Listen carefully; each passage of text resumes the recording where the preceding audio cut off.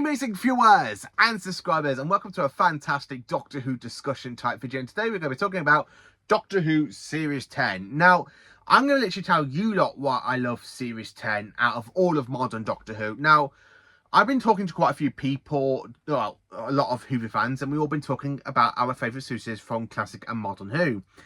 And they kind of asked me to do a video of me ranking every single series, and I kind of did that back from 2022 up until 2023, where I basically went through all of 39 seasons of Doctor Who.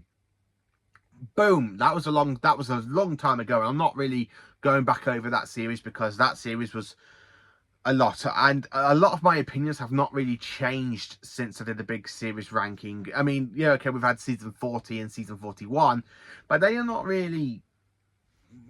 I want more before I do another big ranking Doctor Who series type video. I was going to do one re-ranking every single episode, but that was, well, that would have been like a 10-hour video or something, and I don't want to sit here for 10 hours to talk about how I rank every single season of Doctor Who, every single episode of Doctor Who.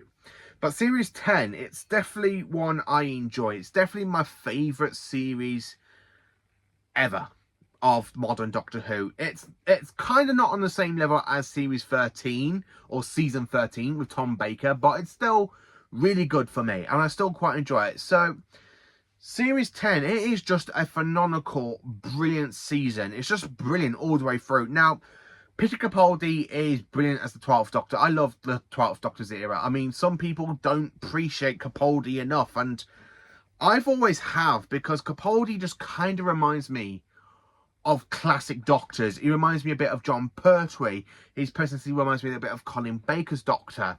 His dress sense from Series 8 and Series 10 really give me like Pertwee vibes, and that's what I love about it, because the 12th Doctor reminds me so much of classic Who, and the way it does that, it's done it in a way which is so brilliant. And Series 10 for me is literally one of the best series. Now, before Series 10, it was literally Series 5. Series 5 for a very long time was my favourite series of modern Doctor Who, followed by Series 1.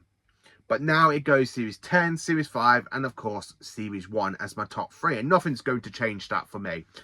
But Series 10 is definitely the best series for me because I never get bored of it. I always rewatch this series once a year. Since 2017, I've kind of gone back and rewatched it every year. I watched it since then because there's just something about this series that makes it so special to me as a Doctor Who fan. I don't know why it makes it kind of feel special. I don't know if it's because I quite enjoyed it being broadcast. I mean, there's conversations between me and my best mate Jamie Arrowsmith when these episodes were airing back in 2017. After we watched them, we literally was like talking about the actual episode for 3 or 4 hours because we enjoyed so much from Series 10. Now, I really enjoy Pearl McKee as Bill Potts. I really like Bill. She's such a great companion, and she's in my eyes, she's kind of the same level as my top 10. So then, of course, we've got Matt Lucas as Nardole. Now, you probably all remember Matt Lucas from Little Britain, all that. But I really enjoy this series. It's just such a great series. Now, we do have we kind of have 3 recurring villains in this season. We have the return of the Daleks. We've got the return of the Ice Warriors. We have the return of the Mavellans from Classic Who. We have the return of the Master. We have 2 Masters in this one, and the return of the Cybermen. So this is kind of like a series of 6 recurring villains. But then when you look at the Cybermen, we've got 3 versions of the Cybermen, which is just amazing because we have the return of the 10th Planet Cybermen, the RTD Cybermen, and the Moffat Cybermen, which I really love. So the episodes themselves are great quality. I really enjoy them. The pilot, phenomenal. I love the pilot. I really love Smile because I love the 12th Doctor's urge goes, I've got a very good urge to go and blow the whole thing up. It really makes me smile. I really love Thin Ice, which is another good episode set in Victorian times. I don't know what it is, but I kind of enjoy stories with aliens and Victorian times, and the way the Doctor just punches that racist guy. That really makes me laugh a little bit. And then, of course, we have Knock Knock, which is a great, creepy, scary episode, which is brilliant.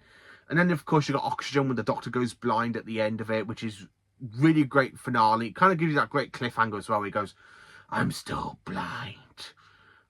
Capaldi is just brilliant as the Doctor in the next 3 episodes, where Basically, you've got the Oxygen Extremis, basically, where it explains who's in the vault, which turns out to be Missy, aka the Master.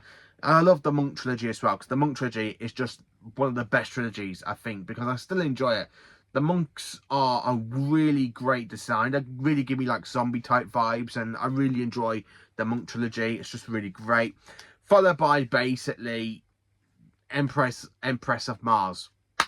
Such a good episode. I do enjoy Empress of Mars because it's the return of the Ice Warriors since Series 7, and it's just such a great story. And of course we do meet the Ice Warrior Queen. Now I would have loved to see an Ice Lord return, because the last time we saw an Ice Lord was back in 1974 in the Monster of Peladon, but I kind of enjoy it. I loved it. I didn't love it.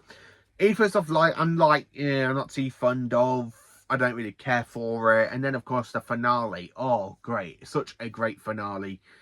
World of Time and the Doctor Falls.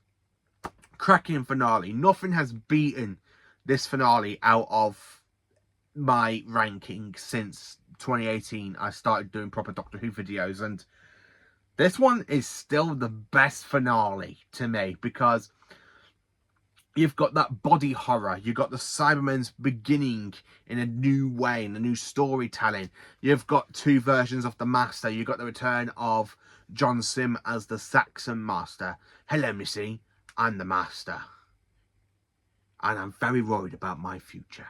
Give us a kiss. I really enjoy that episode, and I love the summon where you have the return of the Mondasian summon, and I think Nicholas Briggs captures the Mondasian summon really well. You have the purr, I are Bill Potts, locating Bill Potts. You know, that's just such a great cliffhanger, and I really enjoyed it. And of course, when the Doctor does go and blow up the whole army of Cybermen, and of course he mentions every single defeat.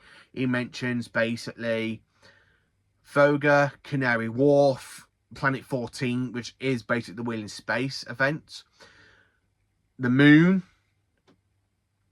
Taros. There's just so many epic callbacks.